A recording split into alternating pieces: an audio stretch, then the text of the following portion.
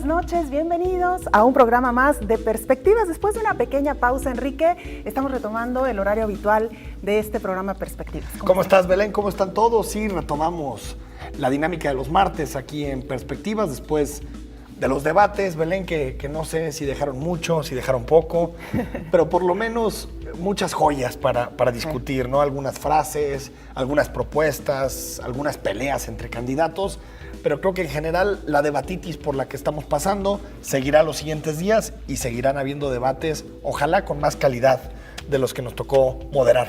Por lo pronto, mañana esta casa de estudios, la Universidad de Guadalajara, tiene programado precisamente un debate y me parece, Enrique, ya lo comentábamos fuera del aire, un ejercicio interesante, sobre todo porque está, digamos, un poco dedicado a la comunidad universitaria, aunque también va a ser abierto al público, pero me parece que puede ser interesante escucharlo, verlo, seguir este debate, ¿no? Sí, yo creo que va a ser un debate mucho menos acartonado que los formatos que nos tocó conducir en los días pasados. Creo que va a ser un debate mucho más abierto, que se van a permitir más cosas.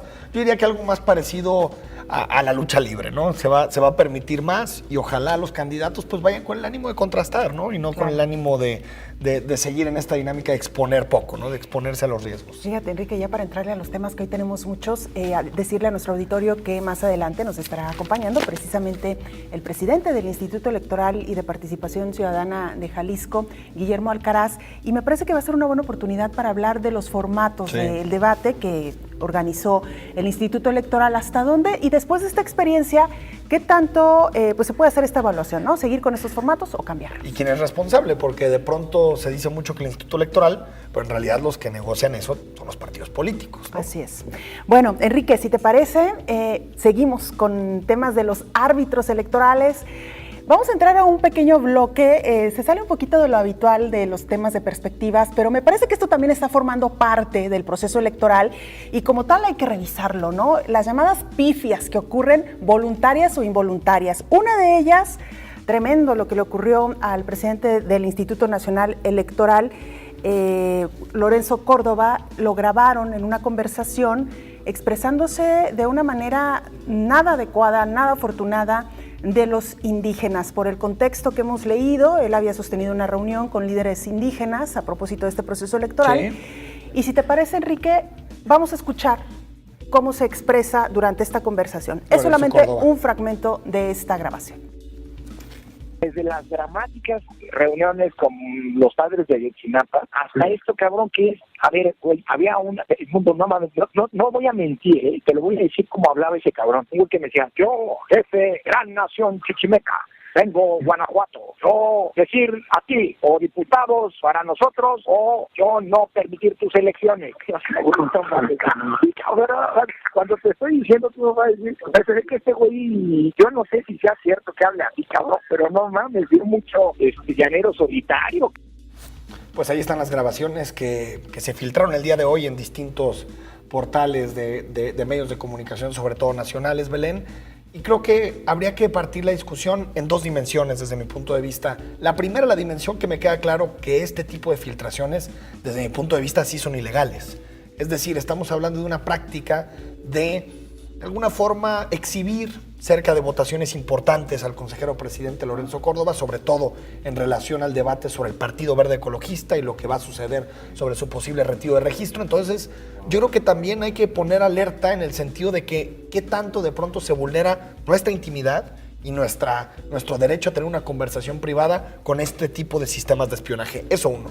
Y lo segundo, ya hablando más del contenido de la grabación, pues digo, sí es lamentable cómo se refiere a sobre todo el consejero Lorenzo Córdoba, que me parece raro porque su formación, la forma en que se expresa habitualmente, lo que ha estudiado, de dónde viene, quién fue su padre, se me hace raro, ¿no? Del consejero Lorenzo Córdoba, pero también sé que en una conversación privada todos podemos cometer pifias y referirnos de esa forma sin necesariamente ser un racista. Yo creo que mucho del debate que se está haciendo en redes sociales sobre Lorenzo Córdoba se me hace un juicio sumario, demasiado contundente, ¿no? Para lo que también ha demostrado en su trayectoria política, ¿no? Me parece que eso es lo que más nos sorprende a muchos de quienes hemos seguido la trayectoria de Lorenzo Córdoba, pero Enrique, también me parece que habla mucho de una persona. Cuando tú estás en privado, cuando estás con alguien cercano, te muestras tal cual eres. Entonces, me parece también que ahí, no sé, sí sería hay que como entender, muy... hay que entender el contexto. Cuando escuchas toda la grabación, parece que es una llamada en donde se están reportando y como dos amigos, ¿no?, que se llevan bien con el secretario general del Instituto Nacional Electoral, pues bromean. A ver, yo creo que son completamente desafortunadas las declaraciones, pero sí es cierto que el que graba y después filtra, pues de alguna forma se aprovecha de una situación de confianza que uno, o sea, no siempre las pláticas que tenemos en la intimidad las podemos replicar en el sector público, ¿no? Los podemos replicar de forma pública y de frente a los medios de comunicación. Yo creo que esto le va a costar mucho a Lorenzo Córdoba, pero ojalá no debilite su figura, sobre todo cuando se enfrenta a temas, lo repito, que son muy importantes, delicados, claro, como el inicio de las discusiones sobre el Partido Verde Ecologista de México el día de mañana en el Consejo General. Bueno, pues horas después de que se filtrara esta grabación, el propio Lorenzo Córdoba se disculpó por los comentarios y aseguró que en toda su trayectoria ha probado su respeto a los pueblos indígenas y a todas las minorías. Y leo textual lo que mencionó: quiero aprovechar este espacio para ofrecer una disculpa franca y sin rodeos a quienes hayan sentido ofendidos por mis comentarios ilegalmente obtenidos y filtrados indebidamente a la opinión pública. Pues bien, ¿no? Digo, ahora sí que son cosas que no se pueden reparar, pero que un funcionario público tenga las agallas para pedir disculpas, creo que nos habla de una buena salida, de una buena actitud. Y lo segundo, nada más para concluir y redondear este tema, Belén, es importante señalar que también lo que se refiere al tema de Ayotzinapa, creo que también es delicado, ¿no? Sobre todo sabiendo que es un estado donde hay condiciones muy complicadas para realizar elecciones, con una CETEG movilizando y queriendo impedir las elecciones. Esto sí le prende un poquito de más fuego a una situación que no es la más adecuada en el estado de Guerrero. No, y además hay muchos asuntos de fondo en torno a las comunidades indígenas. Ya tendremos la oportunidad de hablarlo. Hay muchas facturas pendientes con nuestros pueblos indígenas en materia electoral y ojalá que también tengamos oportunidad de dialogarlo más adelante con Guillermo Alcaraz. Veía, por ejemplo, una encuesta, Enrique, de que hay un porcentaje importante de mujeres indígenas que todavía pide permiso a sus parejas para ir a votar, ¿no? Digo, entre muchas otras cosas. Ahí hay retos muy claros. Claro, las facilidades también que las autoridades están dando para que estas comunidades salgan y voten. En fin, todo un tema que más adelante tendremos oportunidad también de abordarlo. Y siguiendo con esta semana de pifias, que hubo muchas, aquí en Señal Informativa, bueno, aquí en Canal 44, en nuestro informativo, Señal Informativa, le presentamos una grabación también tremenda, Enrique. Guillermo Regla Vázquez, candidato a regidor suplente en la planilla del PRI en Colotlán, fue grabado mientras amenazaba, pero vea usted de qué manera, a una mujer. No, chingas a tu madre, puta. Chingas a tu madre. Puta de mierda. Te voy a demandar ahorita, perra. Puta de mierda, ¿ok? Chica, no le hagas caso. ¿Abre de aquí? No le hagas caso. Chingas a tu madre, puto maricón. Te voy a agarrar ahorita, perro. Che, man, nacido de mierda. ¿Y tu puta? Y te voy a meter una demanda legal a ti también, hijo de tu puta madre. Por maricón, perro. ¿Eso es tu teléfono? Bueno, una disculpa a nuestro auditorio, Enrique, pero bueno, así, tal cual fue como ocurrió. Quisimos presentarla tal cual. Hay una versión también que está editada, pero bueno, así de este nivel y con estas palabras se grabó a este personaje. Bueno, sería iluso pensar que la política iba a estar exento de este tipo de cosas que lo vemos a diario en el tráfico, con los automóviles, en los autobuses. Es decir, es muy complicado que la política y los partidos estén exentos de estas prácticas, pero sí me gustaría de parte de los partidos políticos, cuando sus candidatos son retratados en acciones de este tipo, que sí tomen medidas, claro, y que por lo menos se distancien de este tipo de actitudes, ¿no? Porque una cosa es que es muy complicado blindar al sistema electoral de este tipo de prácticas, pero otra es que queden impunes en el interior de los partidos. Bueno, Enrique, vamos a cerrar con dos aspectos o con dos asuntos que pues ya a veces no sabes si reírte o de verdad es así de estos niveles también ha estado la campaña.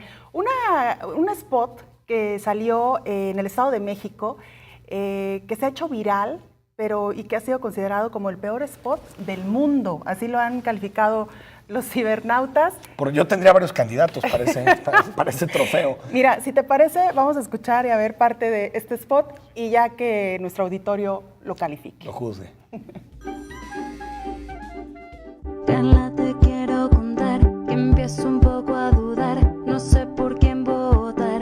Dime quiénes están. Yo te voy a presentar a un candidato especial comprometido con la sociedad. Llegó el momento de pensar en claro, tomando conciencia y votar por lo que convenga. ¿Qué? ¿Cómo es eso? ¿De qué me hablas? Te explico un poco. ¿Quién es el candidato? Ups, también Mario está dudando porque recibe bla bla de lado. ¿Es en serio? No es mi culpa, me están llamando y buscando. Te marco ahora. Exactamente, hay que informarnos.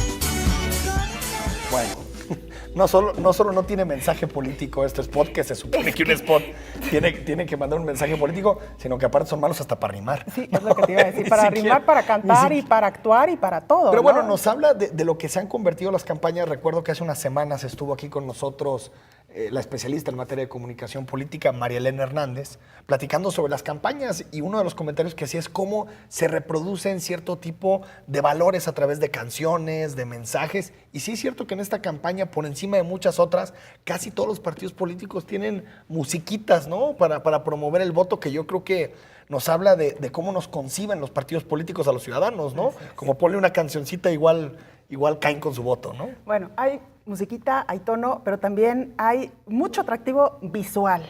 Al menos es lo que pudimos observar en la campaña de Salvador Rizo, Chava Rizo. Vea usted esta fotografía que también está circulando en las redes sociales. Ahí, para quienes nos siguen a través de radio, pues una chica de muy buen cuerpo, diría yo, con pues una falda, yo alcanzo a ver, bueno, más bien es como un vestido muy corto, colocando pues una manta de Salvador Rizo. Eso es lo que ha estado circulando. No pudimos hablar con la gente de Chava Rizo para ver si realmente esta chica forma parte del equipo de campaña, pero pues no sabemos si es parte también como del atractivo visual que le llaman, ¿no?, algunos políticos en esta campaña, cuestionable en varios aspectos, Enrique. Pues sí, aunque creo que al fin y al cabo el que tiene que definir si es cuestionable o no, creo que es más el electorado, ¿no? En el sentido Claro. de condenar este tipo de prácticas. Yo creo que sí es negativo que de pronto al interior de los partidos se reproduzcan ciertas ideas machistas, ¿no? Que no abonan nada. Qué bueno que estos nuevos métodos de equidad de género nos permitan que las mujeres sean más activas en política, ¿no? Claro. Y antes de irnos, Belén, hablar del caso de Emilio González. Nos quedan algunos segunditos. Emilio González se le anunció un proceso de expulsión del Partido Acción Nacional. Hasta el día de hoy sigue siendo miembro activo del PAN. No se ha iniciado ningún procedimiento, pero es interesante que es, digamos, hasta donde es el primer gobernador en la historia de Jalisco que enfrenta un proceso de este tipo. Claro, Ni Francisco Ramírez Acuña lo enfrentó. El motivo, según ha dicho el propio partido, es por traición, por haber jugado con Movimiento Ciudadano en el pasado proceso electoral. Y nos hemos preguntado, Enrique, lo han hecho también algunos analistas a lo largo de estos días, pues qué pasa con las otras acusaciones que hay en contra de Emilio González y que en teoría también tendrían que ser elemento para ser expulsado de En su el partido, PAN ¿no? solo se expulsa por traición, ¿no? Así pasó también con el G3 del Congreso, porque por los casos de corrupción y los casos que tienen que ver con la administración anterior, no se ha movido ni un papel para expulsar al exgobernador Emilio González. Pues así las cosas en el PAN. ¿Nos vamos a la pausa? Nos vamos a la pausa. Regresamos con más.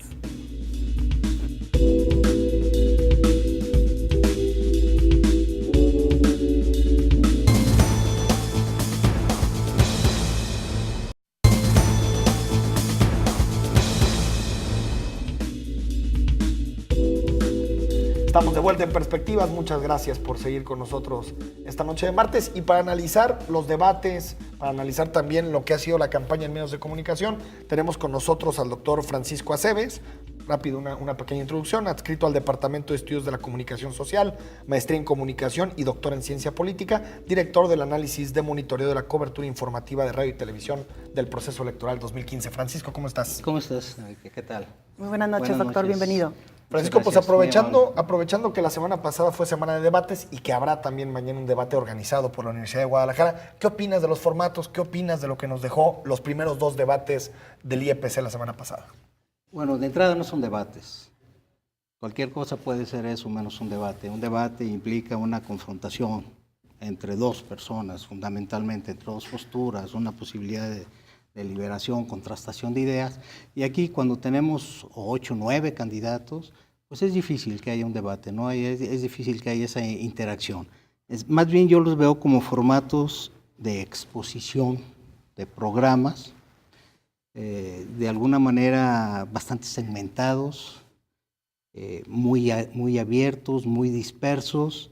Creo que es un ejercicio que se tiene que hacer en virtud de que todos son aspirantes de alguna manera a cubrir un puesto de votación popular, pero creo que al final a quienes lo vimos, bueno, el de Zapopan fue particularmente desastroso, sí, porque vimos 9 candidatos que no saben leer, y el de Guadalajara, que estaba un poco más interesante, lo que nos deja ganas es de escuchar a aquellos que tienen más posibilidades de llegar, ¿sí?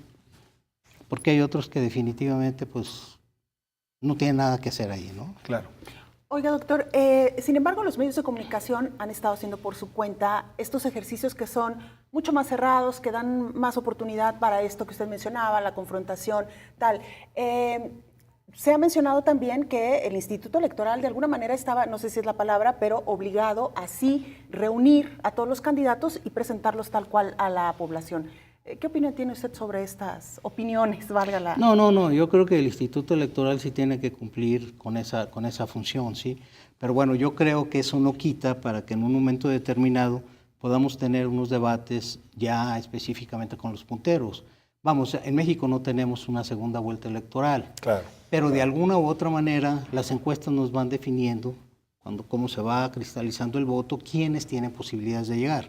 A estas alturas de la campaña, candidato que tiene 10 puntos o menos, no tiene ninguna posibilidad ya, ¿no? Entonces, aquí yo creo que sería importante, interesante... 2 debates, digamos. Poder tener 2 debates con 2 personas. ¿Un debate con todos? No. Y después un debate con punteros. Punteros. No sé si ahora en la segunda vuelta en Brasil, con Dilma y Ezio, durante la segunda vuelta tuvieron 8 debates. Casi era un debate diario. Y eran debates en Red de Globo, en medios televisados, cobertura nacional, etcétera, etcétera. Esa es otra cosa que yo también he visto en los debates. Nuestros debates están pasando por la televisión, sí, pero la televisión que tiene menos penetración, Claro. no por los canales comerciales, ¿sí?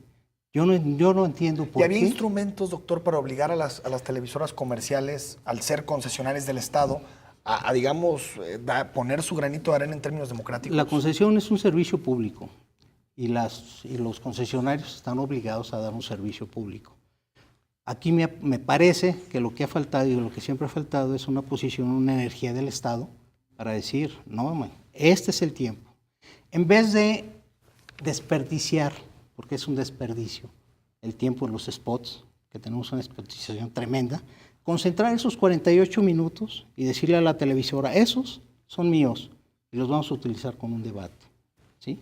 Un debate que tenga una cobertura más amplia, que llegue a una mayor extensión de electores, ¿no? Claro.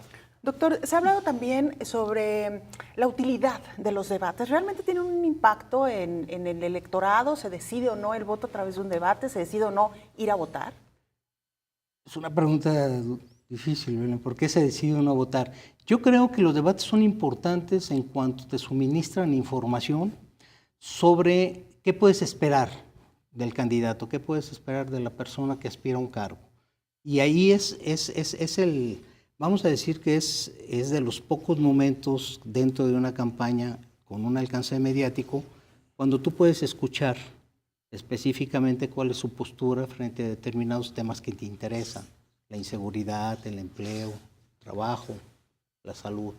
Claro. Yo creo que eso es importante porque eso de alguna manera es un insumo que tú procesas y y te va a ayudar para definir tu voto, ¿no? Yo creo que sí son importantes por eso.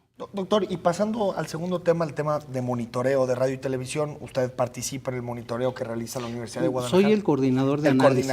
Coordinador de análisis del monitoreo, para ser más exactos y precisos. ¿Qué han visto? ¿Cuáles son los principales resultados que han visto en el monitoreo? Mira, yo estuve en el monitoreo del 2000, 2003, estuvieron bajo mi dirección. En el 2009 participé como una especie de observador del monitoreo y ahora en el 2015.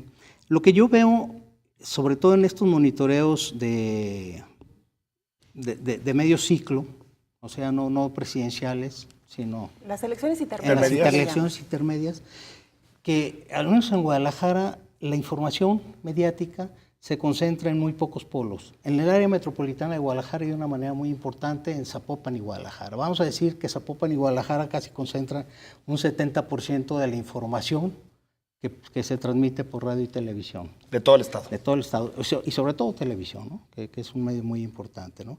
Y también hay otra concentración dentro de esta información sobre los partidos numerosos, ¿sí?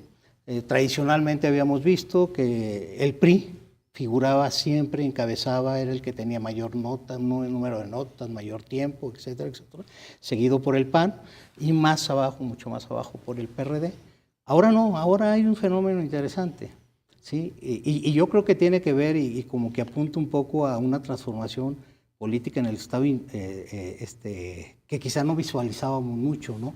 Por ejemplo, ahora quienes encabezan, quien encabeza el puntaje es, o van muy cercanos, Movimiento Ciudadano y PRI Verde, o sea, casi muy parejos y por no decir que a veces Movimiento Ciudadano, ¿no? Bastante rezagado el PAN. ¿Sí? Yo no sé si esto también lo apuntan las encuestas, claro, que estamos hablando otra vez hacia un bipartidismo, pero ahora ya entre Movimiento Ciudadano y PRI, y francamente... Y una tercera fuerza más debilitada. Pues sí, un desplazamiento mucho más fuerte con el PAN. Se ve en la cobertura mediática, ¿sí? Y precisamente tenemos preparados, doctor, algunas de las gráficas, resultado de este monitoreo que ustedes realizaron, en donde se observa claramente esto que usted menciona, un partido, Movimiento Ciudadano, con un importante puntaje y seguido por el resto de los partidos que ya nos mencionaba. Doctor, me llamaba también la atención en este monitoreo, que por cierto hay que decirlo, analizan ustedes 20 radionoticieros y 15 telenoticieros. Exacto. Y es un equipo enorme, además, el que está trabajando. Bueno, somos 16 auxiliares, 6 investigadores y 4 en staff. Sí, es un equipo bastante grande. Sí. Mucho trabajo, además. Mucho trabajo, sí, diario. Sí, tal cantidad. Sí.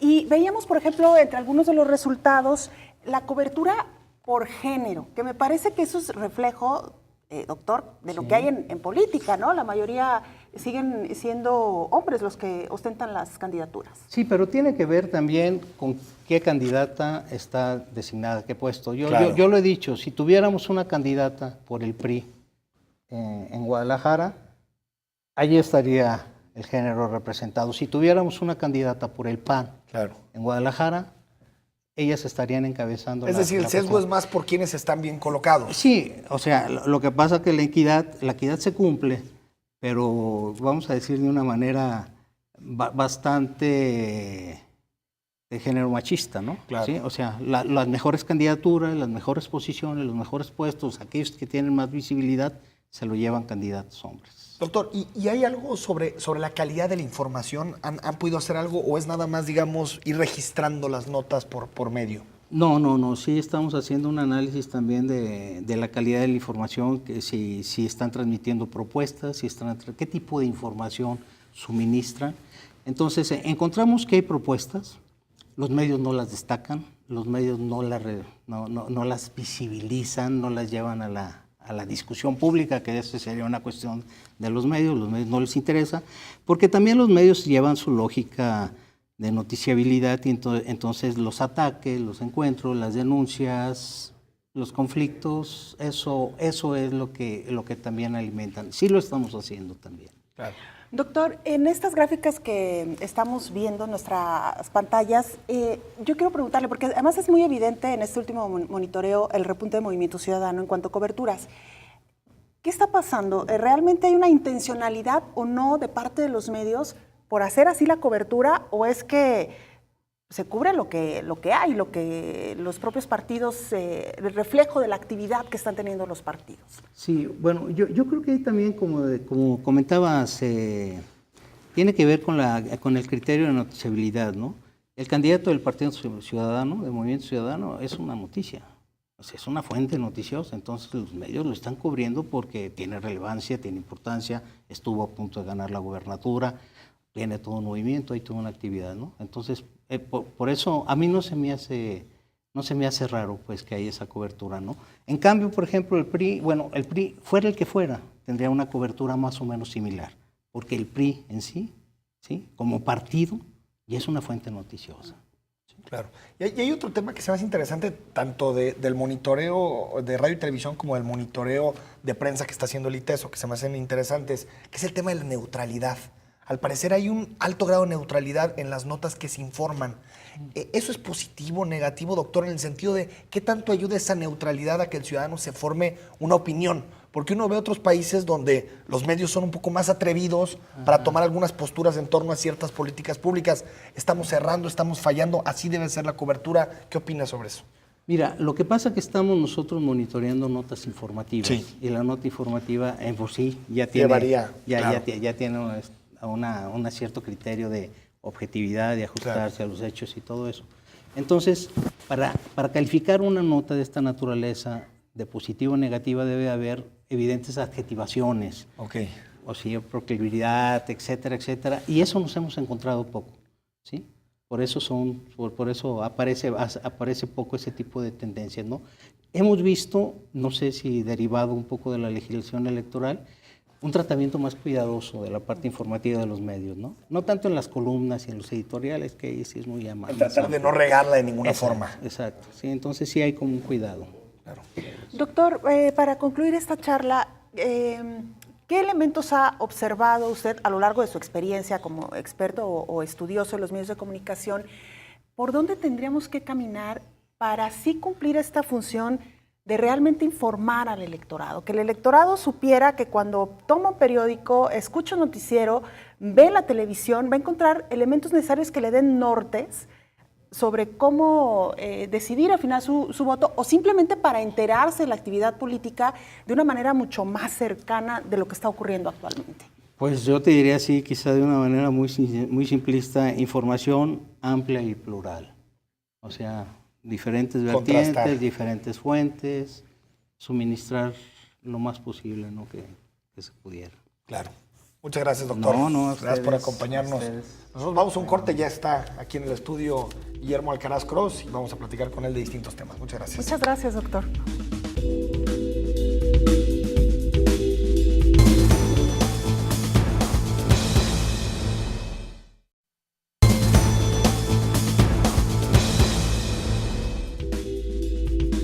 Estamos de regreso, muchas gracias por permanecer en Perspectivas. Aprovechamos también para saludar a quienes nos siguen a través del 104.3 de FM Radio Universidad de Guadalajara y por supuesto a usted que nos sintoniza a través de la señal de todos, canal 44. Un saludo también al canal 31.2 de Los Ángeles. Y que nos escriban un tweet, ¿no? También para preguntar, para comentar algo de lo que dijo Francisco Aceves o las discusiones que tuvimos en el primer segmento y ahora con Guillermo Alcaraz Cross, mi Twitter @EFTousaint o el institucional @canal 44 TV. El de una servidora @Belén Zapata M.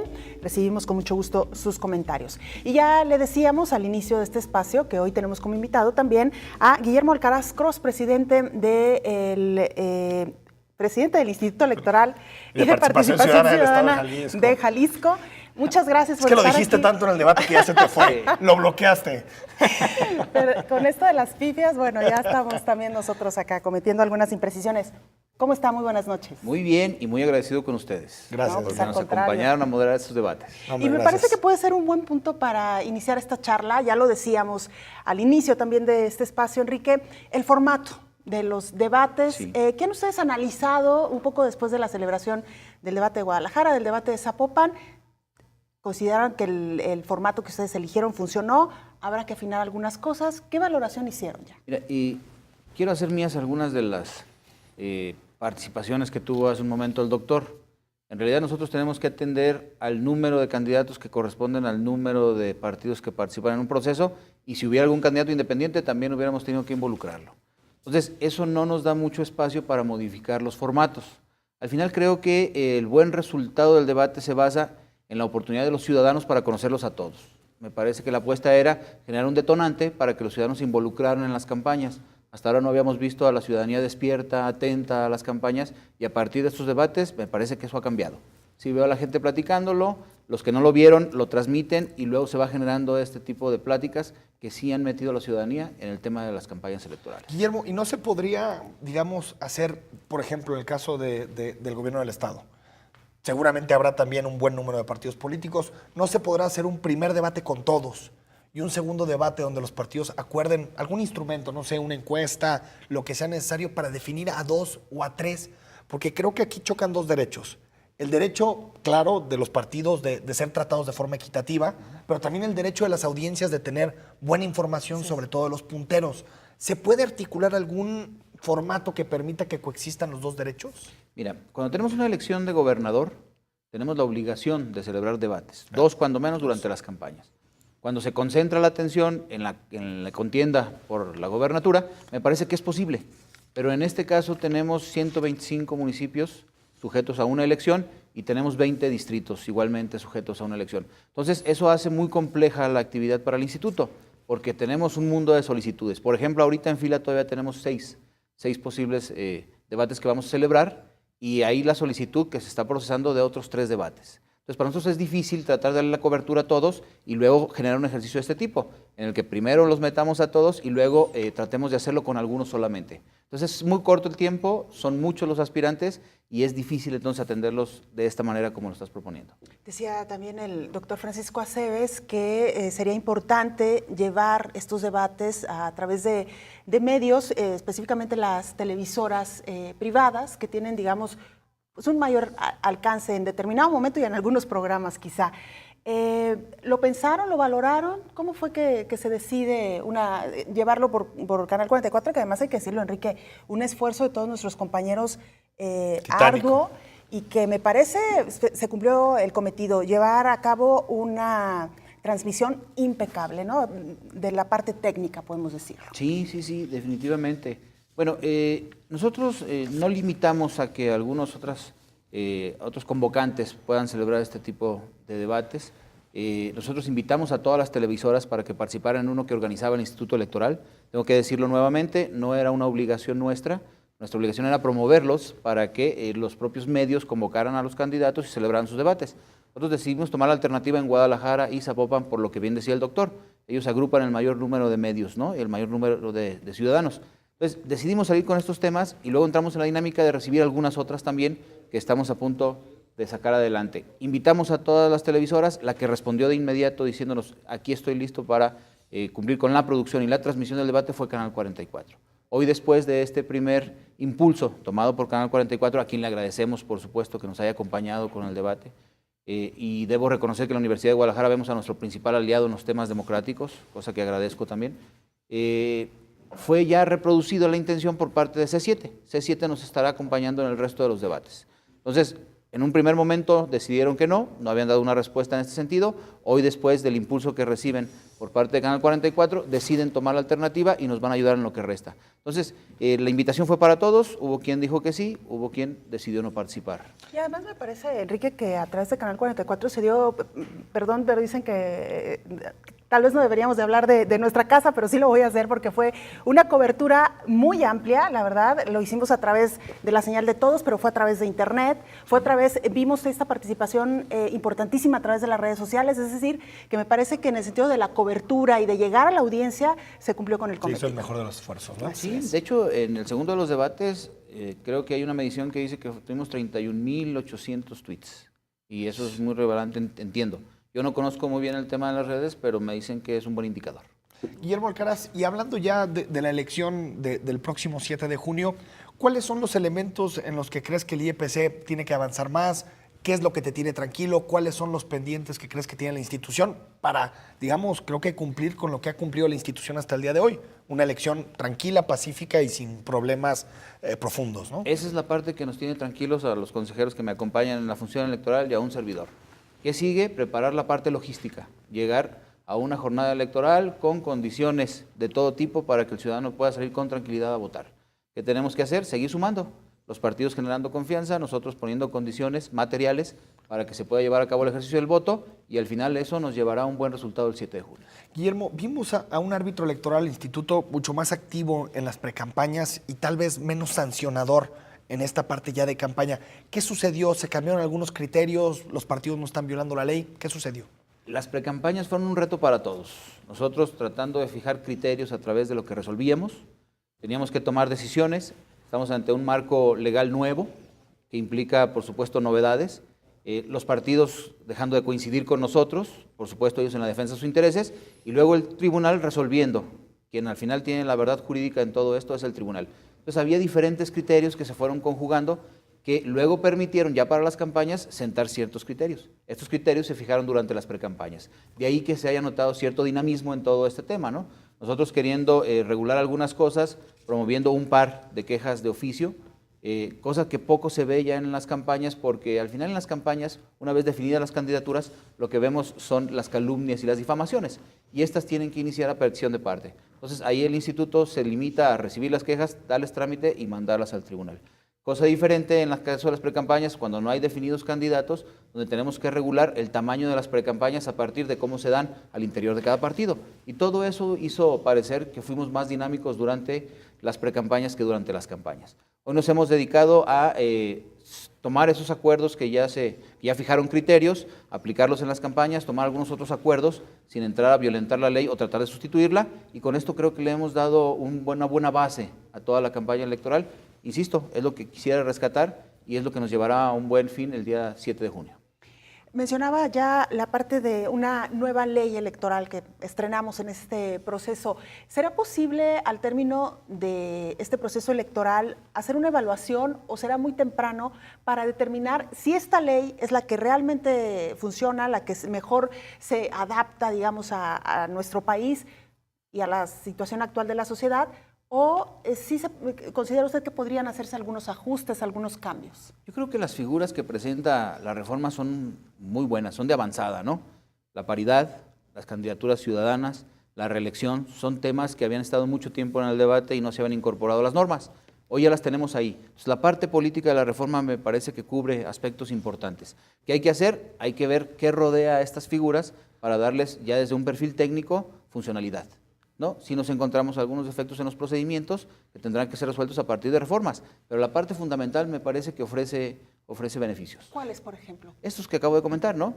La paridad, la oportunidad de que hombres y mujeres juntos representemos a los órganos de gobierno, la reelección como una posibilidad de los gobernantes para presentar su mejor esfuerzo y luego obtener un reconocimiento ciudadano para la reelección, y por supuesto las candidaturas independientes. Bueno, me refería más bien a cuáles ajustes podrían hacerse, pero si le parece, regresando de la pausa, no lo cuenta, vamos a la pausa y regresamos.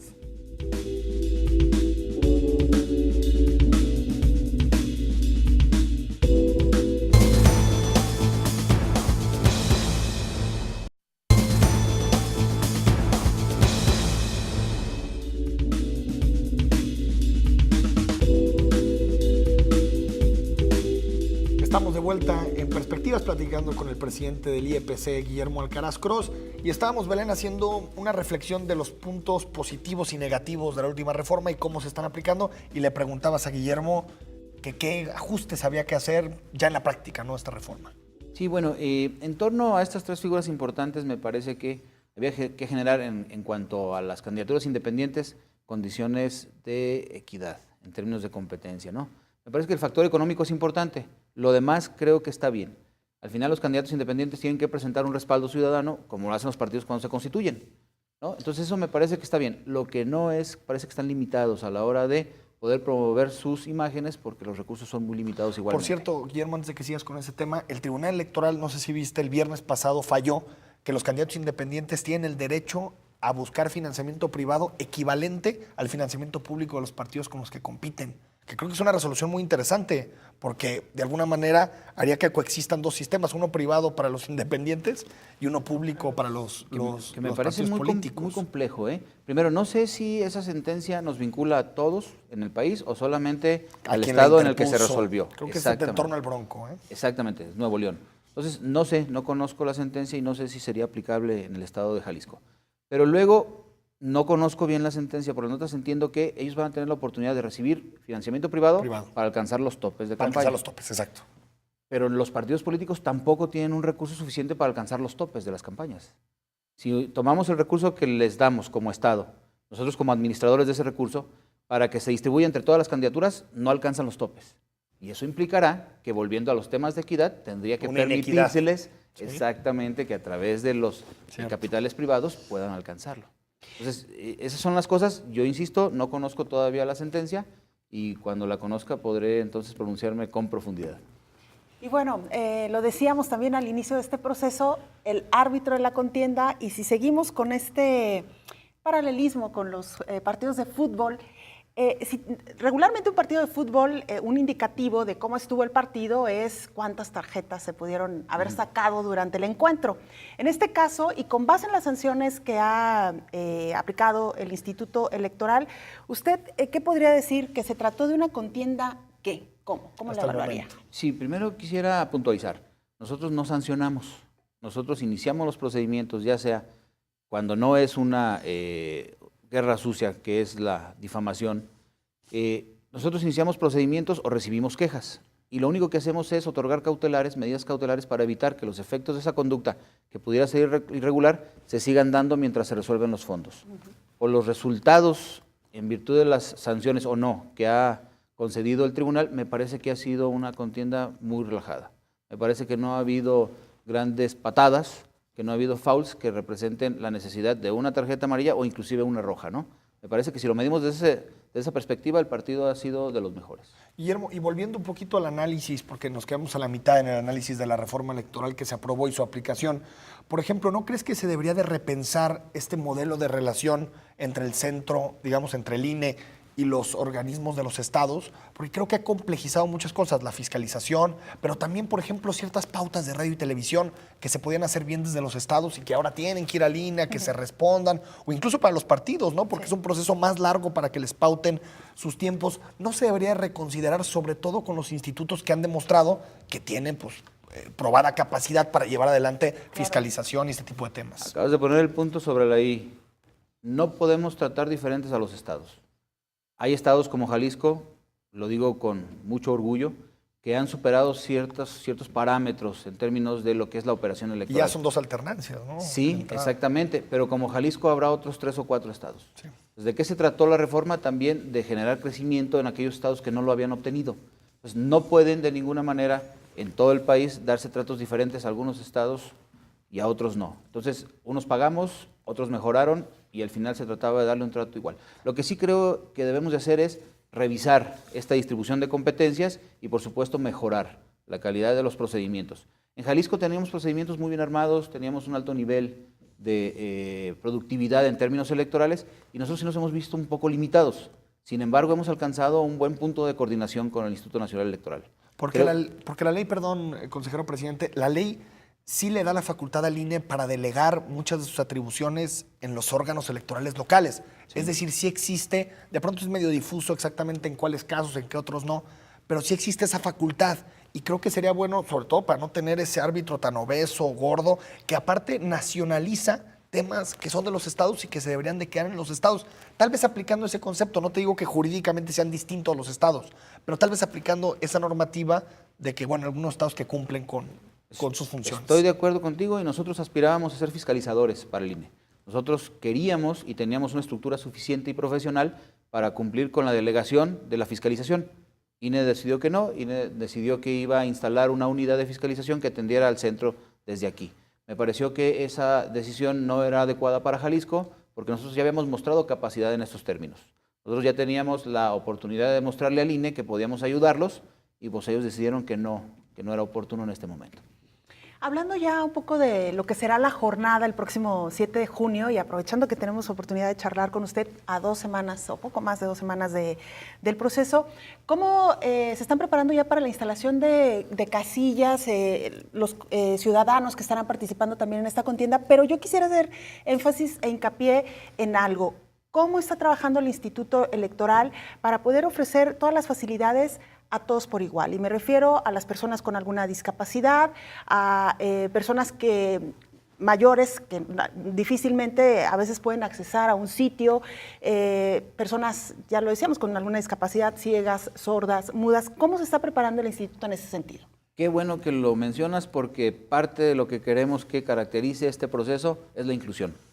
Nosotros hemos generado la boleta braille ya para que el elector que no tiene capacidad visual pueda celebrar su voto personalmente sin la asistencia de una persona. Tenemos un cartel que nos autorizó el INE, pudiéramos publicar en la casilla donde especificamos qué tratamiento deben de recibir las personas que se encuentran limitadas por alguna discapacidad. Y estamos sujetos ya a una certificación Rincón Gallardo como empresa incluyente. Entonces sí le hemos apostado al tema de la inclusión. Sí queremos que se caracterice este proceso y por supuesto que estamos creando condiciones para que el voto, que es la parte representativa de los procesos, se lleve en las mejores condiciones para este tipo de personas. Perdón, solamente en el caso de las personas que no saben leer ni escribir, ¿habrá algún tipo de asistencia también? No, de hecho nunca se ha previsto la asistencia para quienes no saben leer y escribir. Ellos al final tendrán que recibir su boleta e identificar a su preferencia electoral a partir de los logotipos. Perdón, presidente, nada más que tengo aquí una nota que dice que la Ley General de Instituciones y Procedimientos Electorales estipula que aquellos electores que no sepan leer y escribir o que se encuentren físicamente impedidos para marcar su boleta podrán ser asistidos por una persona de confianza que les acompañe, es decir, que sí se les permite que ingrese alguien más que ellos a la casilla. Sí, es posible para las personas con debilidad visual. Okay. Es posible que con la reforma se haya incorporado el tema de la escritura, sin embargo es una figura novedosa, hasta ahora no se había utilizado. La boleta braille nos había resuelto el tema de las personas que no veían con claridad y la identificación de la preferencia electoral se daba a través del logotipo. ¿Es posible? Siempre ha sido posible que las personas se asistan de alguien más de su confianza para poderlo hacer. Y en relación a los resultados, Guillermo Alcaraz Cross, ¿ya definieron un criterio, por ejemplo, para dar resultados oficiales? ¿En qué momento de la noche se esperarán al 100%? ¿Qué pasará en ese sentido? Nosotros tenemos un programa de resultados electorales preliminares que goza de prestigio. Desde el 2003 hemos tenido resultados exitosos y ha sido muy ágil porque tenemos 132 puntos de captura en todo el estado. Entonces, alimentarlo para nosotros es muy simple. Las casillas de los municipios se concentran en los municipios al interior del estado y tenemos un punto que recibe estas y las de los distritos también, porque se capturan todas las actas. Entonces, no obstante el paquete no ha llegado a los consejos distritales, ya tenemos resultados de diputados que se capturan a la par de las de municipios. Y en la zona metropolitana es a la inversa. Tenemos más consejos distritales que constituyen puntos de captura. Entonces eso agiliza muchísimo también. Ahí se van capturando los municipios que conforman la zona metropolitana a la par que los diputados de los distritos de la zona metropolitana. Entonces avanzará rápido el cómputo. Rapidísimo. Digamos. Nosotros de hecho decidimos no salir con un conteo rápido como lo hace el INE porque ellos tienen la necesidad de acudir hasta sus consejos distritales que solo son 19 en el estado. Nosotros tenemos 132 puntos de captura. Entonces creemos que la captura le puede dar confianza al ciudadano en cuanto a que ésta se recibe directamente de las actas. Y nosotros no lo hacemos a través de una muestra, lo hacemos a través de la fuente directa, que es el acta de escrutinio y cómputo. La parte técnica del PREP está resuelta, ha sido polémico en otras elecciones cuando por ahí se detiene el flujo de datos o se cae incluso la red. En Jalisco pasó en el 2000 y a partir de ahí es que ha sido exitoso nuestro PREP hasta ahora. Es un sistema que utiliza la tecnología bancaria, son puntos de red como los cajeros, en los que se pasa una tarjeta, se captura el resultado y sale, se transmite. Entonces la seguridad también es la mayor. Consejero, y un tema que fue polémico, digamos, en la gestión anterior del IEPC es el tema de la urna electrónica. Pero si algo podemos decir positivo es que en el día de la elección, el Distrito 1 y el 17 tuvieron resultados muy rápidos. ¿Piensan volver al proyecto de la urna electrónica o ese ya prácticamente está desechado? Lo propusimos para que INE lo hiciera suyo. Al final a ellos hoy les toca administrar la casilla y no encontramos un espacio para hacerlo. No cederemos, aspiraremos a que el instrumento sea adoptado por el INE y que no solo se quede en Jalisco, que pueda ser el modelo para que se reproduzca en todo el país. Nosotros insistiremos en que el resultado fue bueno y que eso avala el crecimiento tecnológico en materia democrática. ¿Qué te parece si le damos un reto al consejero presidente Guillermo Alcaraz Cross? ¿Qué porcentaje de jaliscienses saldrán a votar en el... Arriba del 52, que es el mínimo que hemos recibido en los últimos 2 procesos como este. ¿En cuánto se está cerrando la lista nominal? 5.500.000 alrededor. Entonces, estamos hablando de que saldrán a votar en torno a unos casi 3 millones de habitantes. Sí. Bueno. Yo creo que sí, yo creo No es que una cifra nada despreciable para la elección intermedia. Yo creo que a partir de los debates, no solo el del YPC, sino los demás que están celebrando, entre ellos el de la Universidad de Guadalajara, sí vamos a levantar el nivel de participación. Consejero, los ciudadanos que han sido invitados a participar en este proceso, ¿están cubiertos los lugares? ¿Habrá alguna novedad en cuanto a la instalación de casillas que el ciudadano deba conocer, algo diferente, o todo transcurrirá como en procesos anteriores? Ya no van a encontrar solo 4 funcionarios, tendrán que ser 6 funcionarios, un presidente, 2 secretarios, 3 escrutadores. Uno de los secretarios y un escrutador atenderá la elección local, entonces esa es una novedad. Y habrá un número importante de representantes de partidos, tenemos 10 partidos políticos que podrán ser representados en la elección local, en la elección federal, y eso significa un gran número de personas en la casilla. Pero bueno, fuera de eso, yo creo que encontrarán su espacio para votar y la posibilidad de hacer válido su ejercicio al voto y su poder decide. En el caso de los candidatos ciudadanos o independientes, por ahí había una queja de Pedro Kumamoto, que no se había dado información clara, ya se aclaró, va a aparecer su nombre en la boleta, no la tiene que escribir el votante. Sí, no, claro. Los candidatos independientes tienen un espacio, no se trata de incorporar su nombre al espacio del candidato no registrado, pues ellos pasaron por un proceso de registro, tienen su calidad de candidatos y la boleta lo tendrá. Pues ahí quedó. Pedro Kumamoto, entonces saldrá como Pedro Kumamoto. Totalmente. Pedro Kumamoto, él no nos pidió que apareciera algún sobrenombre, me parece que lo caracteriza es su apellido Kumamoto. Muy bien. Enrique, pues nos vamos. Presidente, muchas gracias por habernos acompañado. Mucha suerte en la contienda. Lo veremos el próximo 7 de junio. Y si pasa de 52%, lo traemos aquí para que celebre la votación. Y si no, también. Y si no, también. Está bien. Claro que sí.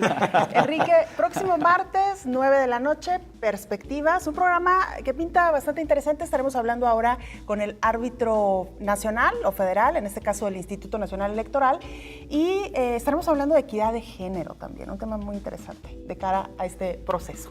Nos vamos, Enrique, muy buenas noches. Nos vemos el martes.